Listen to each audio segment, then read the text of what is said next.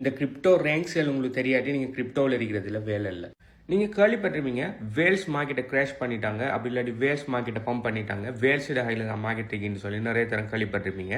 அப்படி வேல்ஸுண்டா திமிங்கிலத்து ஹையில் என்ன மார்க்கெட் இருக்கு, என்னத்தை கிடைக்காங்கன்னு சொல்லி நீங்கள் ஒண்டரிங் பண்ணிட்டு இருக்கிற ஆள் அடிப்பீங்கன்னு சொன்னால் இந்த வீடியோவில் அதுக்கான ஆன்சர் இருக்கு. அதை ஏன் அப்படி சொல்கிறேன்னு சொல்லி, பிட்காயின் தான் உலகத்துக்கே முதலாக வந்த கிரிப்டோ கரன்சி.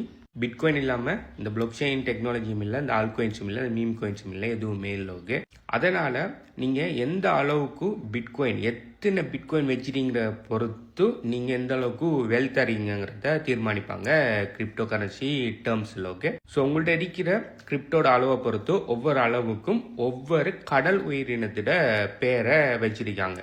உங்கள்கிட்ட 5000 BTC, $5000 இல்லை, 5000 BTC. இன்றைக்கி ஒரு BTCயோட ப்ரைஸ் ஆல்மோஸ்ட் $85,000 கிட்ட போகுது. ஸோ அதே மாதிரி 5000 BTC உங்கள்கிட்ட இருக்குன்னு சொன்னால் உங்களை ஹம்பெக் வேலுன்னு சொல்லுவாங்க. அதே இது உங்கள்கிட்ட 1000 BTC இருக்குன்னு சொன்னால் வேலுன்னு சொல்லுவாங்க. நீங்கள் ஜஸ்ட் வேலாகினா, நீங்கள் ஹம்பெக் வேலாக தேவையில்ல, நீங்கள் ஜஸ்ட் வேலாகினாலே மார்க்கெட்டை மெனிப்புலேட் பண்ணுறது உங்களால் ஏழும். அதாவது ஒரு குறிப்பிட்ட 4-5 வேல் சேர்ந்து ஓகே மார்க்கெட்டில் நிறைய பிட்காயினையோ கிரிப்டோவையோ வாங்குவாங்கன்னு சொன்னால் ஆல்மோஸ்ட் பிட்காயினை தான் வாங்குவாங்க. பிட்காயின் வாங்குவாங்கன்னு சொன்னால் பிட்காயினோட ப்ரைஸ் மேலே போகும். கொஞ்சம் வேல்ஸ் எல்லாருமே சேர்ந்து பிட்காயினை நிறைய செல் பண்ணுவாங்கன்னு சொன்னால் பிட்காயினோட ப்ரைஸ் கீழே வரும். ஏன்டா பிட்காயினோட ப்ரைஸோ இல்லாட்டி கிரிப்டோ கரன்சியோட ப்ரைஸோ பையிங் அண்ட் செல்லிங் ப்ரெஷரில் தான் தங்கிருக்கு. ஸோ நீங்கள் மார்க்கெட்டை மெனிப்புலேட் பண்ணுறது உங்கள்ட்ட ஜஸ்ட் 1000 BTC இருந்தாலே போதும். அடுத்தது உங்கள்கிட்ட 500லேருந்து 1000க்குள்ள BTC இருக்குன்னு சொன்னால் உங்களை ஷாக்குன்னு சொல்லுவாங்க. அடுத்த 100லேருந்து 500 டால்ஃபின், 50லேருந்து 100 ரெகுலர் ஃபிஷ், 10லேருந்து 50 சொன்னால் ஆக்டோபஸ், 1லேருந்து 10 சொன்னால் கிராப். அடுத்தது உங்கள்கிட்ட ஒரு BTCயோட குறைய இருக்குன்னு சொன்னால் ஷ்ரிம்ப்னு சொல்லுவாங்க. அநேகம் அந்த வீடியோ பார்த்துட்டு இருக்கிறார்கள் ஷ்ரிம்ங்கிற இந்த கேட்டகரியில் தான் இருப்பீங்க. ஓகே, அதாவது ஒரு BTC குறைய 0.1 0.2 BTC வச்சிருப்பீங்கன்னு சொன்னால் உங்களை ஷ்ரிம்ப்னு தான் சொல்லுவாங்க. நீங்கள் முதலாவது டார்கெட் வைக்கணும். முதலாவது ஷ்ரிம்ப் ஆகிறதுக்கு அட்லீஸ்ட் 0.01 BTCயாவது அக்யூமுலேட் பண்ணுறது முதலாவது டார்கெட் வைங்க. அப்படி நீங்கள் வாங்கிட்டீங்கன்னு சொன்னால் அடுத்த டார்கெட் எங்கே வைங்கன்னு சொன்னால் கிரப் ஆகிறதுக்கு. ஓகே, 1 to 10 BTC வாங்குறதுக்கு வைங்க.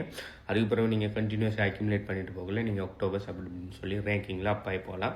நீங்கள் வேலாகிற வரை இப்போ கரண்ட் மார்க்கெட்டில் வேல்ஸால் மார்க்கெட்டை மெனிப்புலேட் பண்ணக்கூடியதாக இருக்குது. ஆனால் இன்னும் கொஞ்சம் காலப்போக்குள்ள இன்னும் BTC டிசென்ட்ரலைஸ்ட் ஆகக்குள்ள பார்த்தீங்கன்னு சொன்னால் வேளால் கூட மார்க்கெட்டை கண்ட்ரோல் பண்ண இல்லாமாகும். அது பிறகு ஹம்பெக் வேளால் மட்டும்தான் மார்க்கெட்டை கண்ட்ரோல் பண்ணுற மாதிரி ஆகிற ஒரு கட்டம் வந்துட்டு வரும். ஓகே, நீங்கள் உங்கள்கிட்ட இருக்கிற BTCயோட அளவுக்கு நீங்கள் இதுக்குள்ளே எந்த நேம் வச்ச சி அனிமலில் இருக்கீங்க, நீங்கள் வேலா, ஷாக்கா, ஆக்டோபஸா, ஷ்ரிம்பா, கிரப்பான்னு சொல்லி கீழே கமெண்ட் பண்ணுங்கள்.